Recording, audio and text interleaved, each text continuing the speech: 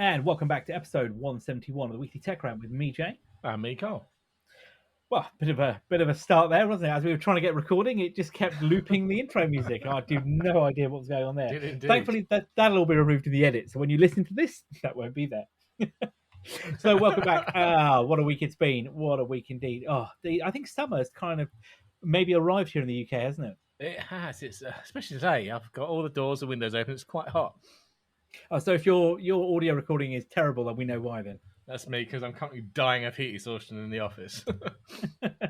Same here. Oh god, I've got the 3D printer going at the moment, trying to print off a penguin. Don't ask it, but it's a penguin. I've been having major issues this week with the filament. You've I've been had trying some spaghetti monsters, haven't you? I have. I'm trying this new filament. So I've got a silk one, PLA silk.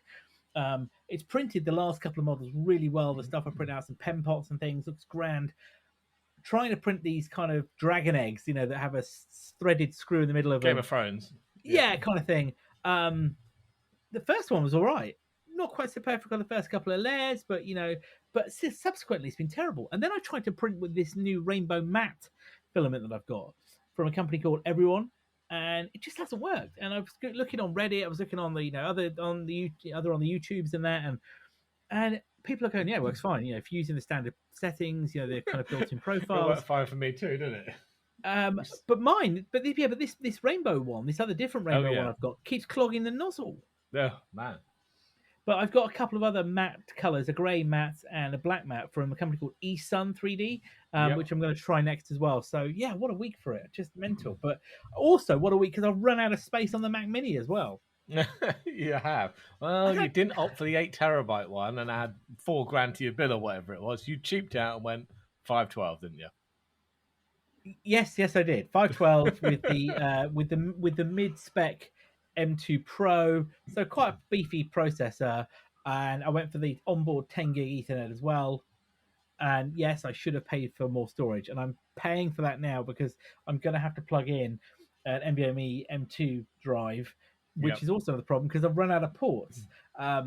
But that's talking of ports. That's probably teasers up for what we'll talk about later. So, we've got a bit of a preamble already, but let us tell you what we've got coming up this week. So, we're going to talk AMD's latest lineup of its new CPUs from the Zen 5s, the new AI chips, as well as a monster AI accelerator as well, and the new Epic Turing processors.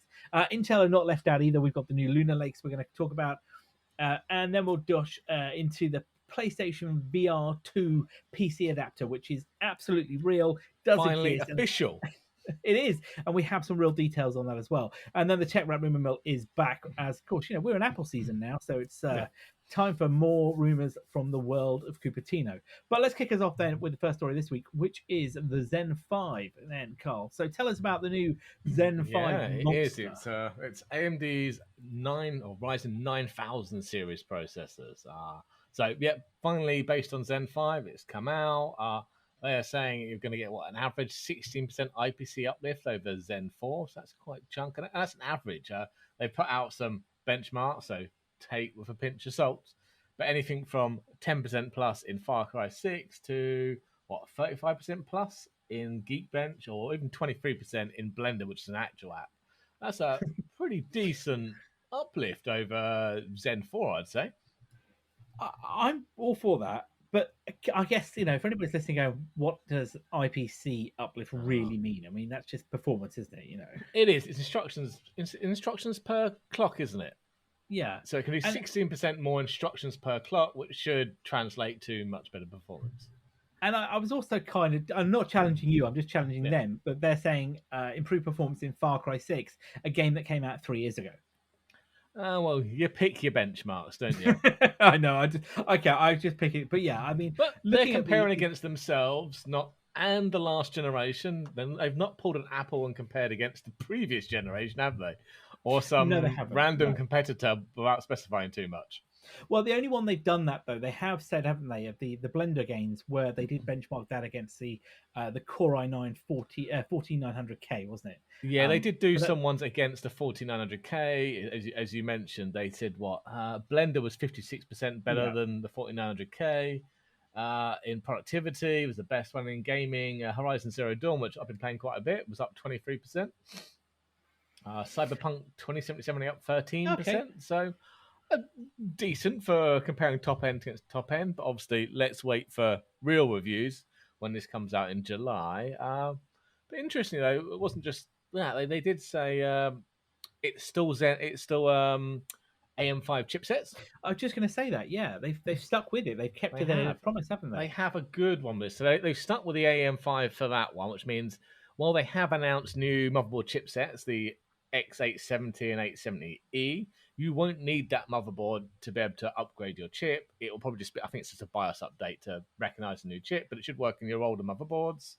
And they've got a history of this. You know, AMD have promised to continue support until 2027 for this uh, socket, which is much better than Intel. Because if you look back at Intel with their new desktops, they're going to be putting yet another socket in, the 1851, which replaces the 1700, which only came out, what, 3 years ago in 2021? Well, this is it, isn't it? This is the thing: is that Intel can't seem to stick with a CPU No. socket design. They keep changing it, I and mean, that was 3 years. The previous one was only 1 year. You that's temporarily yeah. had the socket LGA 1200, didn't you, for 1 year before they decided, no, that's not good enough. We're going to change it all again.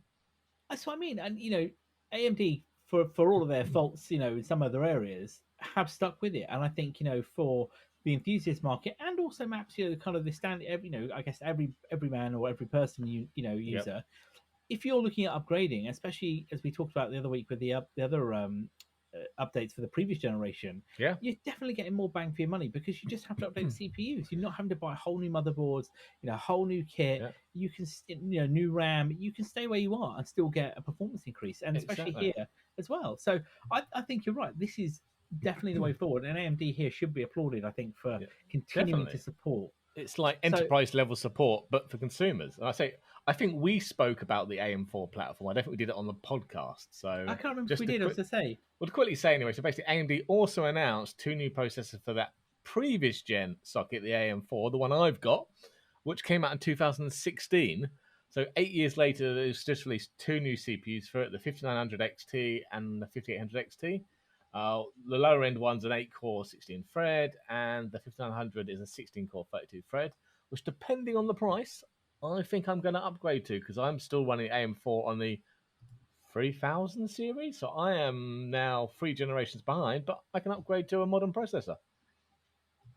excellent work. There you go. And you don't have to buy all new kit, and you can No, stay where you are, and you just enjoy a the cheap upgrade until I can afford to replace the motherboard, the RAM, yeah. and everything else. So yeah, I think I'll go for that one. But a nice announcement all around, I think. I think it is. I think, and a hat tip to AMD for putting out there those excellent upgrades. So Yeah, so absolutely. So AMD Zen 5 Ryzen 9s. That's where actually we are now. Then. desktops. Yeah. So we've Yeah, also very nice. got their new AI laptop chips, snappily named the Ryzen AI 300 Oh, CPUs. look at that! Look, you've I got know we AI got in the name. AI in the name, but again, also built on AMD's latest architecture. So again, you're getting Zen 5 for the CPU cores. You're getting XDNA 2 for the NPU, which apparently is capable of 50 tops, which are tera operations per second. It's just a Oh, way of that's right. measuring We AI we talked performance, about this, isn't it? didn't we? Yeah. Yeah, we were talking about last week. So that's pretty good. It's 5 tops more than the Snapdragons that Qualcomm just released. I think they were 45 tops. It's 12 tops more than the recently released Apple M4, which only has 38 tops. So a decent showing there from AMD on their AI acceleration engine in that. You mean that's going to work with the Microsoft recall? I mean, sorry, that's already been recalled. That has been recalled for now. I don't know why. I'm not going to go into that one. I didn't see such an issue with it if it was all local like they said. Well, I saw something quite funny that somebody said, if you don't want to use recall, just turn on, was it system restore and allow 25 gig, and you've got the same thing basically. Which I thought was quite Nice, funny. nice. So yeah, not only are you getting those AI NPU in there, you're getting an upgrade to RDNA 3.5 graphics. Basically comes in two flavors. You got an 890M with 16 compute units and an 880M with 12. Though the previous generation was also 12 compute units, so I'd be interested to see how that compares. The top of the range last, the Yeah, lower range of this one. yeah, that's a good point. I think here clearly it's the kind of the aim is definitely more for the computational models that are being run, isn't it? It is. The kind of the AI workloads here rather than just the standard computing workloads. But I don't know. I guess it depends what the real world benchmarks will be like once they're out in the Exactly. wild I mean, it and we should get be to pretty see them. decent, I imagine. I mean, the two new CPUs they've announced, you've got a 12 core, 24 thread one and a 10 core, 20 thread. The higher end one gets the higher end GPU, and the lower end one gets the lower end GPU. So, yeah, I mean, I'm got AMD laptop. It's a beast. It's plenty powerful. That was your Not gaming rig, isn't it? it's That one, my yes. gaming, my portable gaming laptop. But even just uh, running the 780 built-in graphics, it's pretty good enough. I don't have to tap into the 3050 Nvidia on board for gaming unless I really want to turn those graphics up. Good, good, good, good. I guess we're going to see also these AI 300 chips coming to quite a few laptops, haven't they already? Because AMD have Mm. also announced, and Microsoft, I should say, together have announced that they're coming to several manufacturers, Yep. including the Asus VivoBook and was it the HP OmniBook as well, which will be there as well. Which are the So same ones that were announced for Snapdragon, weren't they, basically? exactly, yeah. So there'll just be a different architecture inside, but they're the Copilot. Yeah, Copilot Plus. I couldn't read my notes there. Copilot Plus PCs, Mm. which are out there as well. So I think we're going to see this whole raft now, aren't we, of these AI PC generation? Which, to be fair, is no real different to any other PC. They're just having the CPU sets, aren't they, that really can handle those workloads. Yeah, well, I'm interested to see. Obviously, what if I wanted the AI stuff, but I didn't want to go buy a new AI PC? All I'm missing is an NPU. So will I be able to buy an NPU separately? I mean, I already have some of those on my servers. I have those Google's, is it Coral TPUs? They're nowhere near as fast as these NPUs, No, but I'm sure there's a newer version of that by someone else. It's an M2 form factor, so could I just stick that in my laptop and get a Copilot Plus Plus PC? well, that's a really good point, isn't it? Because surely not everybody's going to be able to upgrade to these No. new and I use I'm not it's not good for radio, but the air quotes Copilot plus PC model Yeah. or AI spec. And Well, say for but desktops, you know, but are you going to desktops. be are you going to what are we you're right, thinking about it, what are we going to be left behind here? We can already run Copilot. You can run chat API locally. We know that already Nvidia cards support running their version of a LLM on board, don't they? Yep. um now for the kind of just putting that kind of out there, are we looking at a marketing issue here more than anything else? I don't know. I don't know. Well, as you said, Microsoft's marketing for the recall one didn't go so well, so I suspect it's a marketing issue. Well, yeah, I mean that just I guess on that touch on that piece there, the whole recall piece, isn't it? So again, if you didn't catch our last show, Microsoft Recall is this new AI feature that is basically going to capture everything you do on the new Snapdragon powered It's machines a that Google screen run. recorder. Yeah, effectively, and there are apps out there that do this. There's one called Rewind that exists today. We've talked about that before.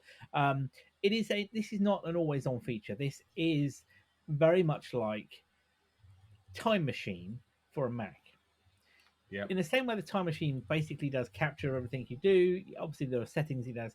No, I mean, and this does take it, I should say this does take it a step further, but allows you to go back to a point in time for a document, for a recovery or anything like that. However, the whole marketing debacle around it has turned into a privacy nightmare, hasn't it, for Microsoft, who have Yep.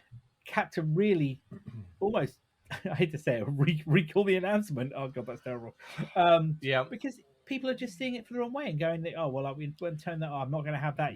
What happens if my machine gets hacked or it does this? But like we said, in enterprise or business, this will be turned off straight away with Intune or an SCCM or whatever they were Yeah. using this day. It'll be turned off. It's already there. It's not going to be a feature now. But your consumer, well, yeah, what difference is this to using system restore? What difference is this to running a backup? Look, I'm just saying I don't think this is Hmm. a bigger deal as perhaps some people are getting upset No, about. and Microsoft did very clearly say it's going to be run local, but a lot of the press seem to have missed that part. It's not Yeah, like but it's uploading it all to the cloud for you. the problem is we live in a world where people see the word privacy and we jump off a cliff in panic. And because there are so many things happening, I guess, from a privacy standpoint, the Yep. breaches. You know, one of the stories we're not talking about this week, but we will have lined up for next week is the EU's the EU's plan to basically decrypt all messaging, isn't it? I was about to say Basically, people have all worked up over Microsoft's thing, but aren't about the EU's plan to basically abolish encryption, more or less, and break all your exactly. end-to-end encryption communication. That's okay, Which apparently, because which think of the children. well, this is it, and we'll talk about more about that in next week's show because we've got a few other things to talk Yeah, about there. definitely. But but the point being is, it's privacy is the issue here. But you're right. This is a useful feature, and I think if you take it back to its core point from a consumer standpoint, because that's really who's going to get the most value out of it, isn't it? Yeah. This could save people from losing staff or helping back. Those who don't do standard recovery or backup, it could be very, very helpful. But yeah, it just didn't land in the right way, and I No. think that was the problem. No, exactly. But Microsoft's got a history of that one, haven't they? With it not quite landing the right way, but us getting there eventually. I mean, look at the original. Was it the Xbox One where they touted the permanently online features and sharing games between friends and all that kind of stuff and Yeah, streaming, and it just got booed off the stage. But yet here we are now with actually that stuff, and everyone loves it. It exactly. was just a bit before its time. People weren't quite This ready for that jump. no, we're not. But talking of AI, AMD are also Oh, the not monster. letting up here either, are they? With their new AI accelerator, which I mean, I've looked at the pictures, which are in the show notes, the links to the story. That's not a chip. That's a card. That's a server. That's a whole server on a chip. Yeah, it's called the what they call it the Instinct MI325X Snappy. But basically, it's Beautiful. taking aim squarely at Nvidia's H200 chip again, which isn't a chip, is it? That's like a server too. It's a server as well. Yeah. But this is, I mean, it's going for it. It's packing, is it 288 gigabytes of HBM3E memory on board, which is more than double the 144 gig on the H200. It Unbelievable. also God. runs faster. Uh, yeah, I mean, it can do 1.3 petaflops of FP16 and 2.6 petaflops of FP8. I mean, yeah, it's a beast. I mean, absolute beast here. So Nvidia. It's probably a good point to mention here that Nvidia, in the last week or so, have gone from being the world's most valuable company. They've slipped back down to now the third most valuable company in the world. But Oh, I I guess thought I read yesterday they were the most valuable again. yeah. Well, they as of now, at this point in time of recording, they are market cap of 3.16 trillion, Okay. Microsoft 3.3, and Apple at 3.2, respectively. Um, but let's be honest, right? The the growth and the rocket ship performance of Nvidia is unbelievable, and this is all because of the AI chips and the fact that they are underpinning the AI revolution, isn't it? It Um, is. the worry, though, and I think this is where some of the not the slip, but some of the concern could be that they will not be able to maintain this market position because others will catch up, Yeah, and here clearly is AMD's you know to use an American phrase, this is a new quarterback, isn't it? On the pitch, and it's quite a hell of a beast. I mean, it really is. The compute that it's pushing out, isn't it? Wasn't it 1.3 petaflops, yeah. 2.6 petaflops when dropping down to FP8. I love FP8 performance from FP16, and Mm, it's faster than the H200 chip yeah. apparently at any point. I mean, that is just absolutely mind-boggling the power in here. And remember, you won't be running one of these, will you? These No, data no, it'll be a centers. data center full of them. If you take OpenAI, do you remember I think we had was it a few weeks back or maybe the other month? There was the promotional clips of Jensen Huang handing over, wasn't it? The new was it H was Oh it H yes, I think it was was it? Was it on a H100? I can't remember, but Yeah. it was him handing over the first production unit, wasn't it? Like he'd done To a few open years A. ago. Yeah. To and Baked it if in you his oven. he did bake in his oven, and if you kind of think about it, it's kind of down to OpenAI and Microsoft and Anthropic and all others that Nvidia are where they are in terms of their market capitalization. It Um, is.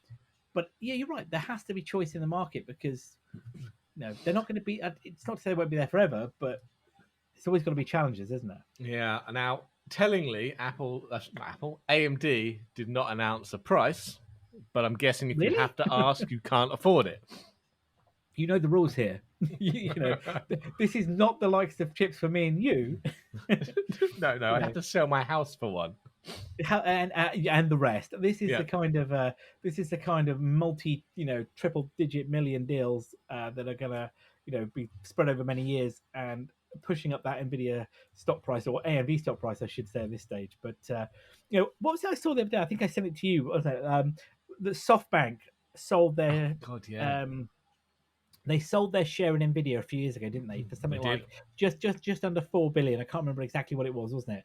And they got a return on it. But if they held on to that stock today, their share, their value of it would be 153 billion dollars. Wowza. and, Yes, and and someone made a mistake there. and the irony was, wasn't it, that their fund was set up to invest in AI and other technologies. Oops. Oops, indeed. But yeah, maybe they can put some money into AMD. Maybe they already have. Who knows? Maybe. But maybe. But yeah, what a beast of a chip. But it's not really going to roll off the tongue, is it? The naming convention. No, no. Well, maybe something that's a bit more in our price range.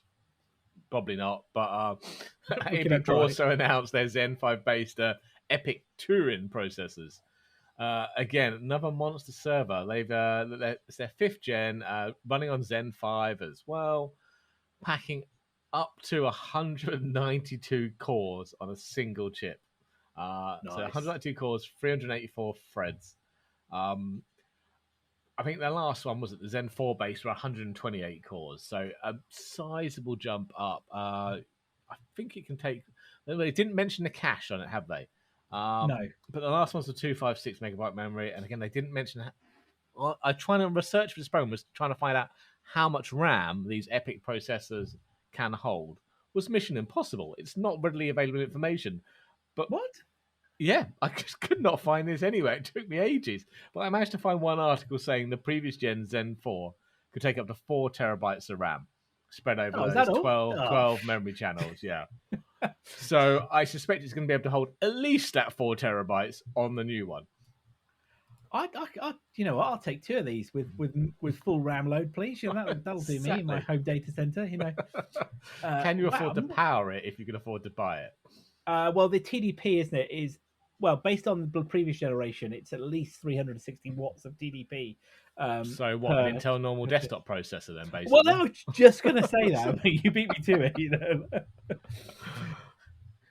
So this is their lineup in the Italian code names, isn't it? So we It started is, off yeah. with the Zen 3 Milan, Yeah. the Zen 4 was Genoa, Genoa. followed by Bergamo in 4C, and now the 5C is Turin. Yeah. Come on, what's next? Frontina, Rome. I don't know. Leaning Tower.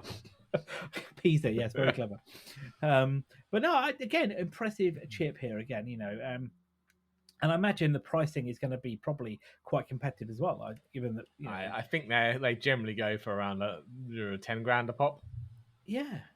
There was a time when you'd have said AMD for the data center, you'd been laughed all the way back to, wherever you started from. I was laughed. In a previous job, we were selling the Opteron processors. Oh, God, that's what I was getting at. And their performance was dire, the whole thing. But now, Epics. Why wouldn't you want to run Oh, Epics? exactly. Yeah, you'd be looking there first before you looked at Intel. Yeah, massively you would be. I mean, they are absolutely as impressive performance as Intel.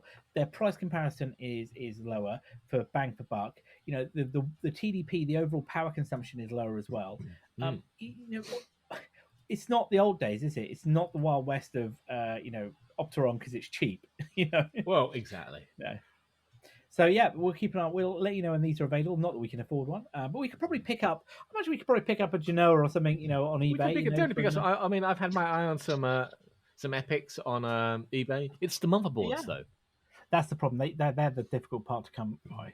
Pricey. I mean, I'm sure I had some booked earmarked for like £200-300 for a decent core count one, but yeah, the motherboard was another 700 on top. Oh, well, there you go. That's the I was problem. like, Well, yeah, that's out of my ballpark now. yeah, it is. But I guess, we probably should mention that Intel also have released a new CPU this week, haven't they, as well, or at least have announced a new CPU this week, which is the new Lunar Lakes, which are going to go up They against have. all of Well, their AMD, main Qualcomm, competitors. and Apple. It's apparently their Yeah. answer to it. But it's definitely interesting in a few ways. So we'll have to wait and see if the game will pays off. But first up, interestingly, they're killing hyperthreading Yes. and reducing core counts. Well, and let's be clear though, the reason for doing this is because they're moving to a different stock package, aren't they? That's the key thing here. They also don't believe hyperthreading brings value anymore. But yeah, it's strange that they're also reducing the core count at the same time. So I mean, if you have the previous generation, so Meteor Lake, the top of the range there gets you 6 P cores, 8 E cores, and 2 low power E cores, and those 6 P cores can all use hyperthreading. Um, if you go for a fully enabled Lunar Lake, you're only getting 4 P cores and 4 E cores. That's the top of the range, which sounds quite a drop to me. It does. But I think their view here is that it's not it's you're getting more for less, isn't it? Because of the efficiency, because of the power that's in there. You've got the Mm. NPU built in up to 48 tops. Um, we'll Yep. talk about the onboard GPUs in it. What's it? The Lion Cove, which is the P cores, isn't it? Yep. Again, they're saying here that again, they are got an enhanced memory subsystem. They've got high cache on them. Yep. I don't know what AI based power management is. Yeah, I was going to say, do they need that to figure out the power usage on Intel? I didn't really want to get into that again. Classic Intel, but they're also saying that they're according to Intel at least, it's double digit performance over the previous generation, isn't it? Which was what's called the Redwood Cove in Meteor Lake for the P cores. Yeah, So I think their view here is, isn't it, that this is all about efficiency. it is. And Rather then talking than of efficiency, anything else. they are putting the memory on the chip, the RAM on the chip, like Apple have done. So you Yeah. get up to 32 gig of RAM in 2 ranks, LPDDR5X, but yeah, actually on the chip itself. So again, it won't be expandable, like you can currently do with most laptops, but that should bring performance benefits.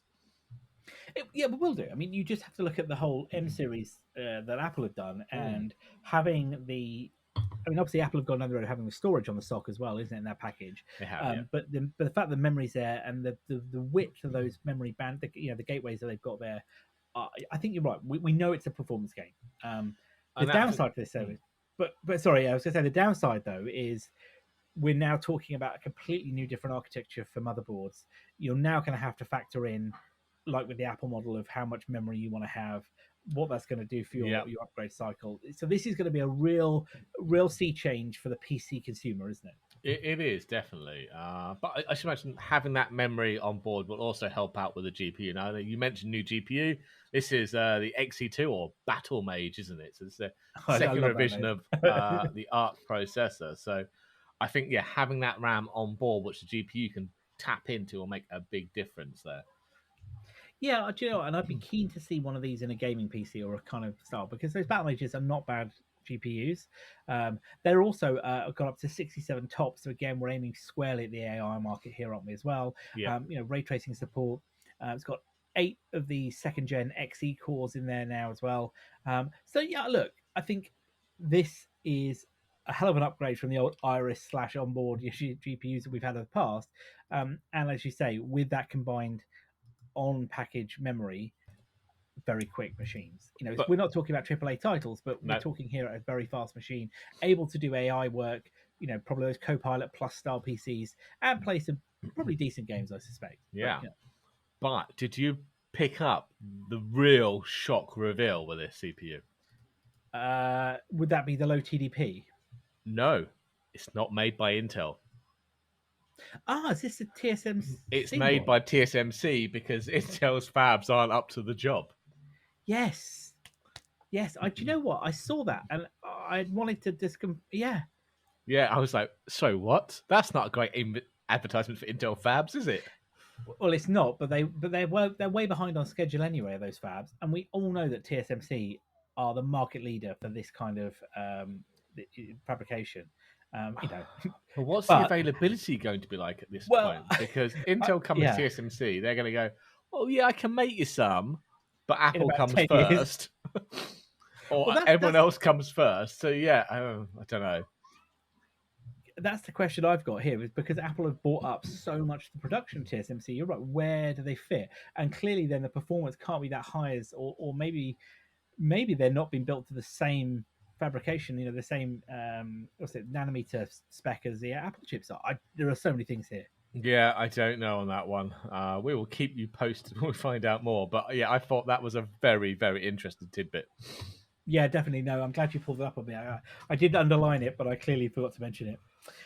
So, talking about tidbits then, we have been following the story of the PlayStation VR 2's PC journey for some time now. From initial rumors that they were going to be resurrecting the PSR VR 2 headset for use on a PC, to the announcement the other week that there was an adapter, to now this actual, the adapter does exist, to some now real facts on how you're going to be able to use it, what you're going to need to use it, and what it's going to actually support, which I guess isn't as bad, if I'm honest with you, as I anticipated. I mean, so Exactly. Yeah, no. So apparently, as part of the requirements, you do need to have Steam account because it's okay, going to be using tick, Steam VR. we can do that. Great. So if it's unrestricted and it uses Steam VR based, it means you can play pretty much most of your VR games via Steam VR. So wide library, good. You bizarrely need a Sony PlayStation VR app.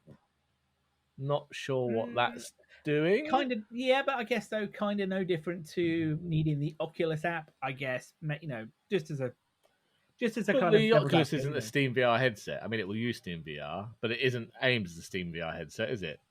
Like, No, that's a fair Valve's one, point. you don't. HTC was a Steam VR headset. You didn't need a HTC app, as far as I'm aware. I bet All you right, need you're a. poking holes in my argument. I bet you need a. I bet you need a PSN account as well, don't you? Yes, But probably. But yes, anyway, but there are going to be some drawbacks. You're not getting all the features that has been confirmed of the PS2 VR headset, so you're not getting the HDR. Even though the headset's capable of HDR, you're not getting it. You won't get headset feedback, eye tracking, adaptive triggers, or haptic feedback either, which is quite a lot to lose, I suppose. okay. But what am I getting? Well, you're getting the high resolution displays, but not in HDR. The field of view. I mean, it's pretty standard headset now, isn't it? Yeah, so that 4K is 2000 by 2040 pixels per eye, 110-degree field of view. Yeah. You get the standard, pass through camera view, don't you? Yes, From the that's it. headset. Yeah. And I can never pronounce this. Is it Foveated?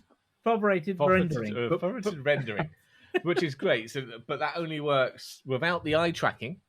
That only works in the center of the screen. So the way that works, basically, the idea is that the center of your vision, you can pick up really crisp stuff, but towards the outside, the periphery vision, you can't. So why are we rendering high resolution on the peripheral when it's kind of wasted?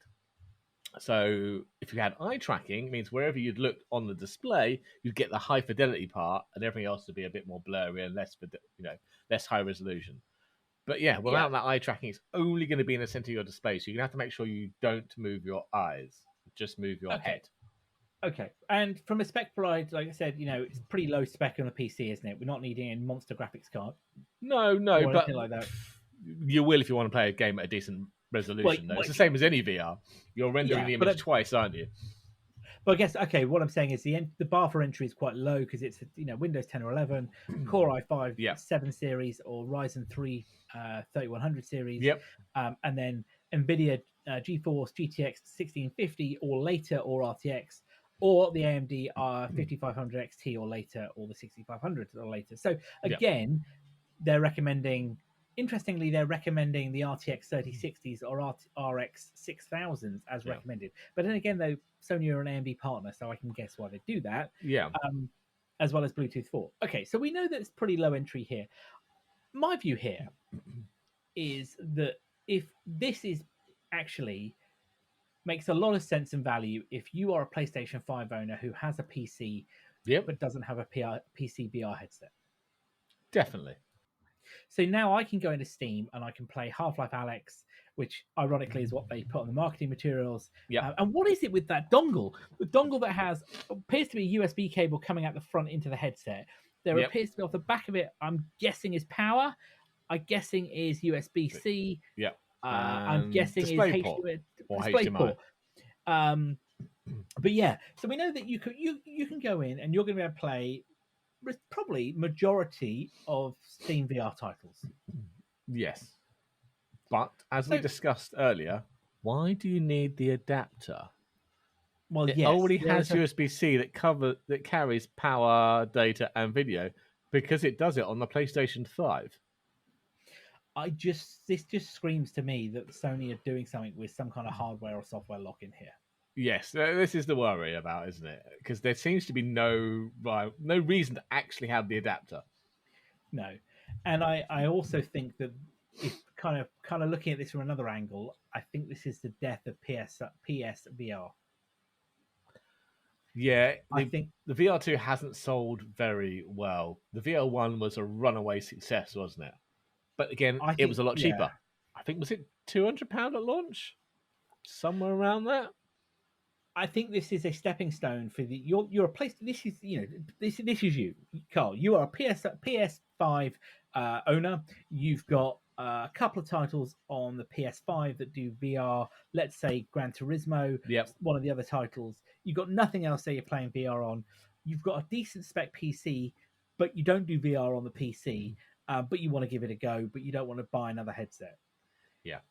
Now you've got crossover and value from that purchase that you've bought without screaming at Sony going, "What the hell are you doing?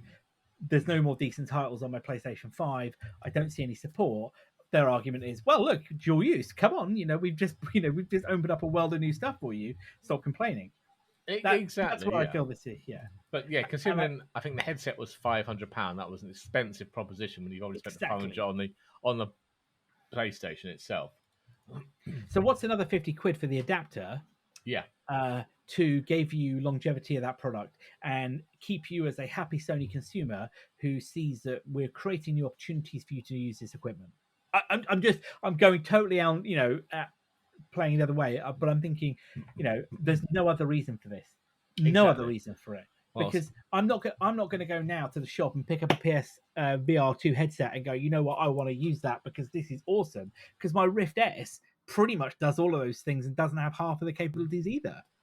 yeah, but I've heard the image is very, very good on it. The field of view is going to be good.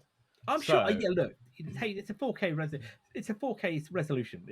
It's better than what I've got. Better than I'm what you've thinking got. though, if I can, well, look, you were looking at upgrading to the Quest 3. Say Oh, I see where this is going. that's what 450 quid, isn't it? Yeah, If I can buy a PSVR2 headset on eBay for 200 or 300 quid, it's a tempting value proposition. it is. The problem is you've got to get in there quick before these sellers realise Before, that yeah, they can. exactly. But So I'm the ones currently that looking now. I can get one for 260 delivered tomorrow. I was just gonna say, I found one on. I've seen one that's selling at the moment for £50. It's got 3 hours left. Okay, but You know, is that? Be careful. There is a PlayStation 4 VR headset Gen 2, and yeah, there's a that's PlayStation 5 one. I was just gonna say to you, that's the catch you got to watch out for. Make sure you get the Um, right one. Yeah, yeah, it's just yeah. I think here's this one at buy it now 375. £300. What you like to say, you want a 260. You want to get in there, like you say, before they realise that this is going to have additional value to it. But I see your point. I genuinely see your point. I would love to have a go on it. I'd love to know somebody has got one, and we could buy the adapter and go in and have a go at this because I do think it's worth a look. definitely. I really Yeah, I'll do. be waiting for those reviews to come out on the And given adapter and see what's what. yeah, I mean, look, as we were talking before we came on air. If I look at my Rift S and I play DCS, actually, this headset is no worse, realistically, is it? It's going to be, in fact, in some respects, it's better from a visuals perspective. But I'm not losing anything, if you will, No, from the Rift. no, exactly. But if I was going to spend that kind of money, I'd want I'd want a more modern headset, I think. Yes, exactly. And I still can't bring myself to buy the Quest 3, despite despite those conversations we've had. I know. One day, maybe one day. One day. So that's probably a good place for us to Yeah. Slight delay there in the lineup. I'm gonna have to, I don't know, give the soundbar a polish or something. I don't know what's going on. But yes, the Tech Rat rumor mill is back, and as I said at the start, we are in Apple rumor territory this now. We So are. we are what, 2 months away, two Yeah. months away, 2 and a bit months Yeah. away from the iPhone round event. of iPhone events, iPhone 16, name your version of iPhone 16. We're going to talk Watch 10, not X, don't ever say X, and whatever Apple want to spit out. Before we get into the first one, though, well, actually, no, let's do the first one. I was going to tell you about the second one because I've got a kind of thing I was saying about. Yeah. So the first one then is iPhone 16 rumors because, we are thick in the fast of it We now, aren't we? are. So, yeah, this is the rumors about the next 16 Pro and Pro Max, who are allegedly going to have the world's thinnest smartphone bezels. So Apple is now all about the thinness. Obviously, we had the iPad Pro with M4, the world's thinnest tablet or whatever it was. So what the claim was there. But yeah, we're now going to have the world's thinnest bezels on the 16 Pro, which is going to be quite an achievement because, they're only 2 millimeters as they are on the 15 Pro. So how much smaller can we go? But yeah, apparently we're getting smaller than that. It's going to be using something called... Yeah, it's going to be using border reduction structure technology, or BRS. Basically, it's where they do the wiring circuitry near the edge, and it has to be bent down to kind of achieve this thinness. Look, this is stepping into the world of quantum mechanics. Surely, it is. We're breaking the laws of physics here because at some point it's like, how small can we go? Well, how small do you want to go? Exactly. But yeah, apparently this has been causing some issues with manufacture. I bet. But we are also meant to be getting larger displays, though, aren't we? Well, yeah. The iPhone 16. The iPhone 15 Pro was currently, isn't it, 6.7 inches diagonally, isn't it? No, it's 6.1 on the. Oh, 6.1. Sorry, the 6.1 Pro. Excuse me. Yeah. The Pro Max is 6.7. My apologies, isn't it? 6.7. Yeah. So, how much bigger are we going to get? Are we talking a 7-inch display? Not quite. We're going to 6.9 on the Pro Max and 6.3 on the standard Pro. I'm glad we didn't do any innuendos there. Well done. So again, so are we talking big? Are we talking now?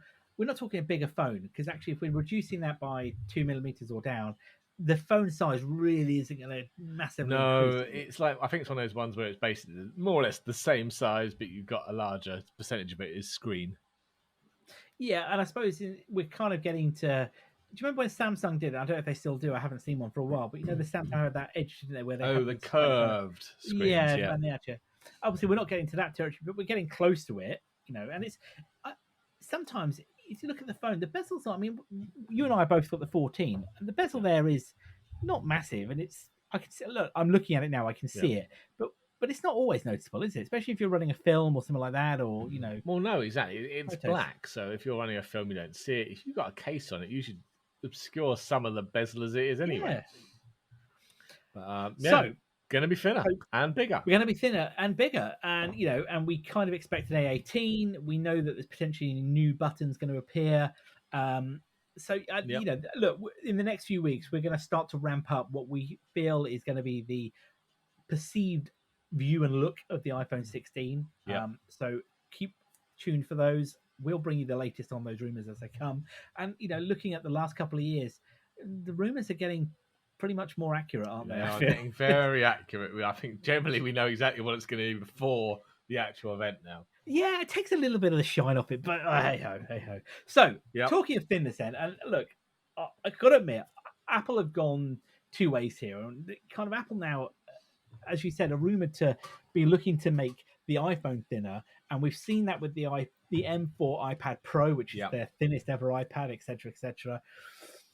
And what was it? Thinner than an iPod, wasn't it? Was it thinner than the iPod Nano? The something iPod stupid, wasn't it? Yeah, something silly like that. Well, according to Bloomberg's Mark Gurman, he of all Apple rumors alongside Michin Kuo, is saying that according to a report that came out in Information this last week, that Apple are looking to make not just the phones thinner, but the MacBook Pro and the watches even thinner as well, aren't they? Exactly, So now this isn't but I've got to be clear on something. This isn't looking at this year's lineup. This is looking a year ahead, isn't it? It is. So iPhone 17 lineup, which is going to be, so not just your thinner bezels from the 16, but a thinner overall phone. But yeah, it's not the whole line apparently on the phone. There is going to be a new model with an all new design that's significantly thinner than the current iPhone design. But the fact that but what worries me though is the MacBooks, because we had the whole Johnny Ive world, didn't we? Where we basically got to the thinnest possible razor sharp edge, but by doing that, we lost every keyboard. and we lost every point of connectivity known to man. Yes, which is fine. But now we've gone the other way, and we've got decent machines. I look at my my MacBook Pro over there, 2014 M2 model, M1 model, excuse me. I've got decent ports in it. I've got USB-C ports. I've got a display port. I've got SD card port. It's a usable machine. You don't have enough ports though. No, I don't have enough ports because if I look at my Mac Mini, which is not thin, but I've run out of USB-C ports, so I'm going to need another one for that external hard drive. I'm really worried though, is that if they're going thinner, are we going to lose some of the ports, and are we going to get ourselves in a thermal issue? Because I know we're not like talking about the M chips, and if we look at just fast forward a year, we're potentially looking at M5s, aren't we? Realistically, rather than M4s. And we know that they are more thermally efficient than the Intel chips, and they don't require the same kind of active cooling. And before anybody writes in, we do know they do active cooling, but we're talking constant active cooling. I guess there can be ways to make it thinner, but I'm just worried that Apple are gone some weird kick that we need to make it as small as possible again. That's my huge worry here. Yeah, we're back to the whole envelope thing again, aren't we? Yeah, look, I mean, I don't know about you, but I was blown away those years ago when they released the MacBook Air and it pulled it out of the A4 Manila envelope or whatever it was. Look, that was stunning. It really was. It was. But when you think about it today, that the new MacBook Airs are thinner than the old ones, it's like, what? Actually, how big was it? I just worry about it. It would be nice to see a thinner watch. I think that would be quite cool. Would be, but maybe on the Mac we're going to do away with USB-C and go to Lightning 2. Some new proprietary port. Hello. This is the EU calling. We'd like care. We'd like to have a chat about your proprietary ports, please. We've given you adapters bundled in the box. For the first year. I don't know. For the first year, second year you've got to pay a subscription. Yeah, that'd be it. I don't know. I know this is kind of a bit of a rumor that hasn't got much substance on the bone, but it just worries me that this is kind of a bad place to be. I don't know. Maybe I'm wrong. Maybe you want a thinner device. Maybe you think the current lineup of MacBooks is too thick. I don't know. To me, I'm happy with it. What I don't like, and I've said this before, is that my last generation.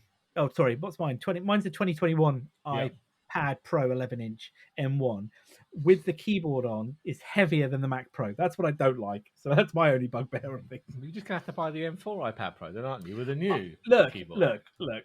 Without going off on a whole tangent, I genuinely am considering upgrading when the M4s come out.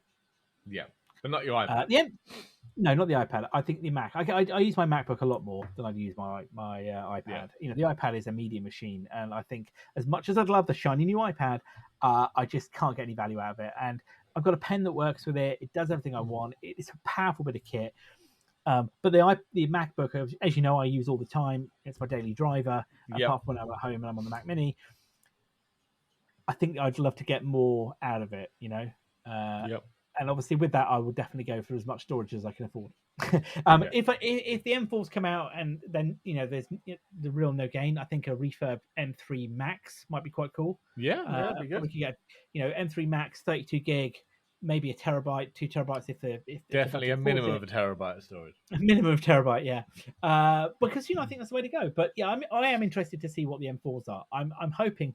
In fact, I say I'm hoping. It's very likely that Apple should put a release of the MacBook Pros either after the Apple event in September or at the same time, I'd imagine. Yeah. My money's on a separate event, but we'll go there. Maybe we'll see. So that's probably a good place for us to wrap up for today. We, of course, are going to post all the show notes online at techbrand.online. Of course, you can listen to this and get the podcast wherever you get your podcast from. So if you have friends that listen on Spotify or use Apple or any other main podcast providers, we are on there as well. And today we also set up our new YouTube channel. So it's not live yet, but we will be sharing that soon in our socials. which is the weekly tech rant on YouTube, and we'll be having links to all of the shows, all the episodes will be published on there as well. And at some point, maybe if we get brave enough to do a video, No, we're not going to show version my ugly mug, are we? I don't know. Maybe at some point we've got to get this to go. We're wearing a I mask. hear it. I hear it's all the rage. Oh, is it now? Yeah, but we will next week. I'll give you more details on the YouTube channel and what's coming there as well. And of course, please give us a comment, like, shares. It'd be great. Thank you very much, and we'll catch you next time.